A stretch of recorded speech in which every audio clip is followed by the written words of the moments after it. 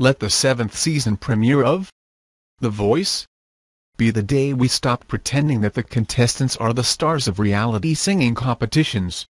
Over the years, once the novelty of discovering a phenomenal singer on television wore off, the spotlight increasingly turned to the judges, especially as so many famous singers realized that appearing on such a show was a huge career boost.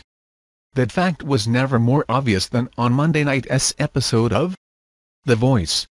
As new coaches Gwen Stefani of No Doubt and producer Pharrell, Happy, Blurred Lines, proceeded to steal the 2-hour premiere. Just to clarify, unlike some occasions ahem, American Idol, a judge-centric episode wasn't actually a bad thing. Stefani and Pharrell were actually welcome shots of crackling energy into series, which dominates the ratings despite the fact that it is clearly coasting at this point. Shelton and Adam Levine, both of who served as judges since season 1, could do the show in their sleep. As a result, Stefani and Pharrell were bursts of new enthusiasm in the premiere. It's obvious the producers recognized they had great chemistry, as all of the audition segments contestants sing to the backs of the coaches, who turn their chairs around if they like what they hear. Then contestants choose which coach's team to join were unusually long to showcase all the banter. Here's where other reality shows can learn. Through all the jabs and insults, these four actually enjoy each other's company. Though the same could not be said with variations of previous coaches on The Voice, including Christina Aguilera, CeeLo Green, Shakira and Usher. Stefani talked incessantly about her career success, but unlike her lackluster guest judge stint on American Idol years ago, it was actually for a purpose, as she explained to contestants why they should choose her as their mentor. After 16-year-old Brianna Salas impressed everyone with a knockout version of Ariana Grande's Problem, Stefani told her that experience was the best quality in a coach.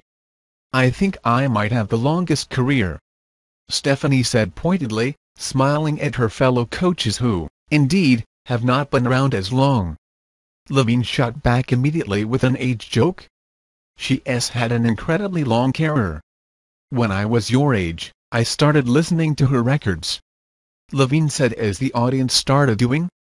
And Stefani's jaw dropped. "And they were fantastic?" Stefani shook her head as Levine started laughing. "I was starting to like you," she joked as Levine enveloped her in a "just kidding" hug.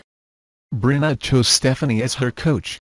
Stefani also wasn't afraid to shake things up, demonstrating to 22-year-old Clara Hung why it is important to have stage presence. She grabbed the microphone, singing a few lines of her song, "Just a Girl," as she strutted around stage, encouraging everyone to sing along. "You can suck them into your world," she explained about the audience, who shouted the lyrics back. Still, Hong chose Levine as her coach. Most surprisingly, Stefani had a sense of humor about herself, even bantering with the contestant James David Carter when he told her, "Thank you for teaching me how to spell bananas." In Ray, the most famous line from Hollaback Girl, that goes, "This expletive is bananas, B-A-N-N-S." She seemed pleased by that. Meanwhile, Pharrell killed it as a coach already, displaying a surprising ability to immediately connect with contestants on stage. "When I saw your tears come out, I knew you'd been through a lot," he told Elijah Renee, who gave an emotional performance of XO by Beyonce. "I don't know your story, but I feel like I get it when I turn around and see you expressing it in everything that you sing." He also delivered some life coach-worthy inspirational speeches.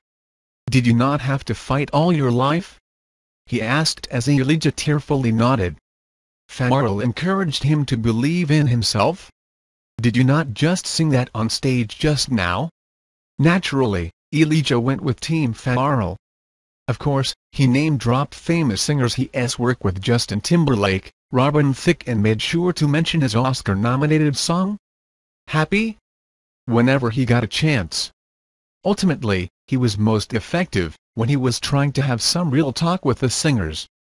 I've just been told no so many times, it just feels good to see you guys turn around for me.